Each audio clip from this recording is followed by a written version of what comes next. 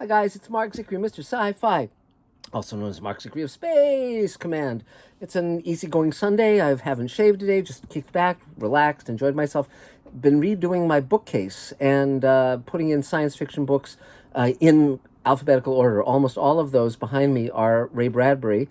Most of them are first editions. Most of them are books that Ray signed to me personally. He was my friend for over 10 years, and I would go over there once a month and we'd just hang out. In fact, let's see if I can find it, if it's up here somewhere. Yes, here it is. Ugh.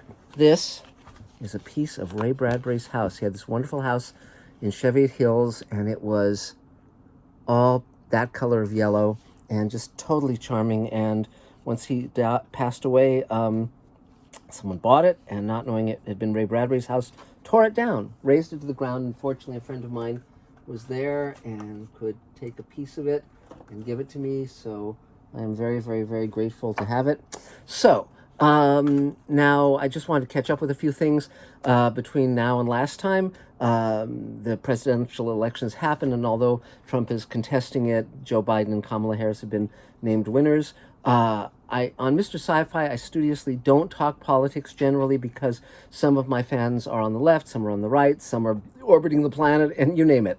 So I started a second channel called Mr. Politics, and I just did this really cool video about the celebration that broke out spontaneously in West Hollywood, my hometown, when it was announced that Biden and Harris had won. So if you want to see that video, the link is right down here, and you can just click to it. You can subscribe to Mr. Politics. I'm about to do a video about how we can rebalance the Supreme Court without packing it. I had an idea, and I haven't heard this from anybody else, and so I'll be talking about that there. But here, I'll be talking about science fiction. We're continuing to work on Space Command.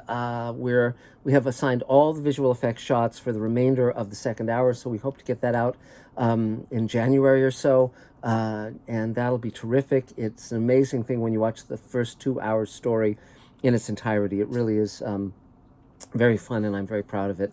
Meantime, we're working on Sweet Haven. We're working on more Space Command, all sorts of stuff. Lots of announcements to come. And also I'll be talking about all sorts of things relating to science fiction, the history of science fiction films in the 70s, because it was very interesting.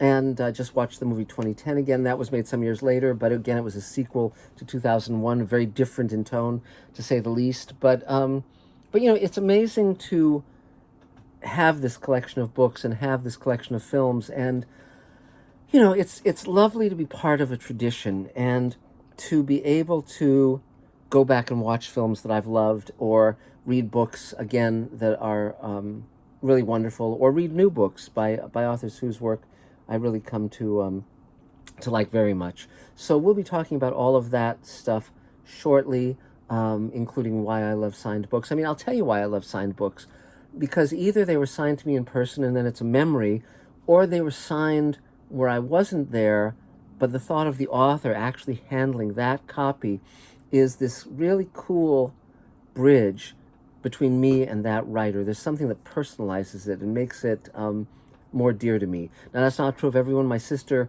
isn't into first editions, isn't into signed books. She basically feels that every edition of a book is the same words, so a reprint published this year is the same as an original first edition. So, but that's where she and I differ. But I think she's right, and I think that it's just that my own predilection is toward first editions, toward signed books, and and it's just the way I am, and I love being able to personalize my collection in that way.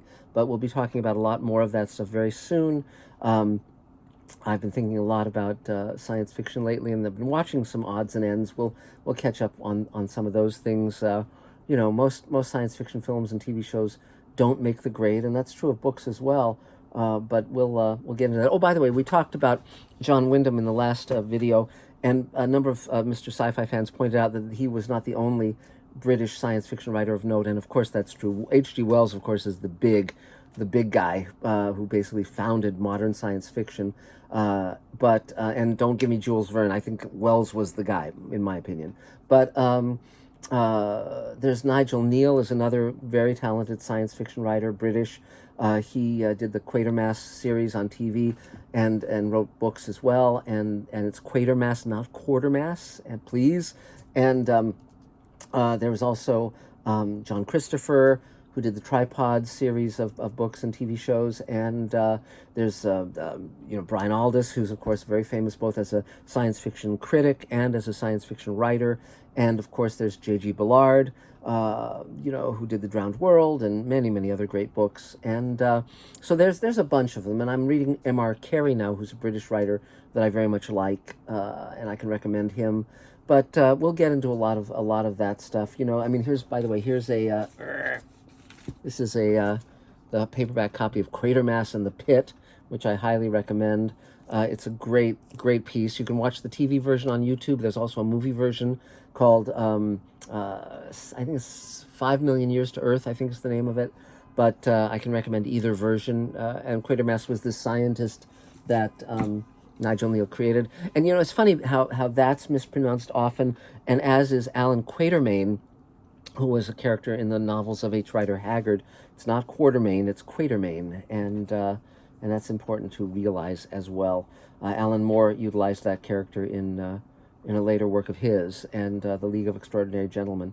So that's about it, but we'll talk more soon, and thanks for being here. You can support Mr. Sci-Fi on Patreon, Mark Zickery, and you can also buy Space Command shares. That helps us get stuff done, and it's really vital. And so I'll have the information on how to do all that stuff down below too. But definitely check out Mr. Politics, whether or not you're on the left. I'm on the left, but if you're not, that's fine. There's room for everybody. But one thing I will say is, if you think the election was stolen, just go back, please, and look over the last 4 years of the things that Trump has said and how many of them turned out not to be true at all. I think that everyone has a right to want a good life and to want to be heard and to want to be visible and to want their way of life honored, as long as it doesn't hurt anyone else. But I just think that one can be a little bit discerning, and it can make one's life immeasurably better. Just a suggestion. You don't have to do it. But and that's the last I'll talk about politics. Mr. Sci-Fi, rocket ships, etc. So thanks for being here. It's really appreciated. Many of my friends are on different sides of the political spectrum, and I'm totally glad of that. I love varieties of opinion. I love not having to always be right, in my opinions, for instance. One of the things I'm going to do very soon is do a video on all the weird stuff that I believe. For instance, I don't believe that Hitler died in the bunker because I think his secretary, Martin Bormann, was arranging the submarines and billions of dollars in gold and stolen artworks and all sorts of things being transported to Argentina. And they smuggled out a bunch of Nazis, upper echelon Nazis. And for this guy who was the right-hand guy to Hitler, to not have included Hitler in that makes no sense to me at all. They found that the burnt bodies, supposedly, of Eva Braun and Adolf Hitler weren't those people. It wasn't Hitler's body. It was actually the body of a female. Came out in later years. So I personally think that the whole narrative about Hitler dying in that bunker is false. That's just my opinion, and it just stands to reason, because again, it would, he had all these people who were doubles of him, and it wouldn't have been very difficult to swap somebody out who looked like him. In fact, there's a number of different newsreel things where you can say that wasn't him. Anyway, just bits and pieces, and there's other weird stuff I believe too. But again, everyone has a right to that, to their own crazy opinions.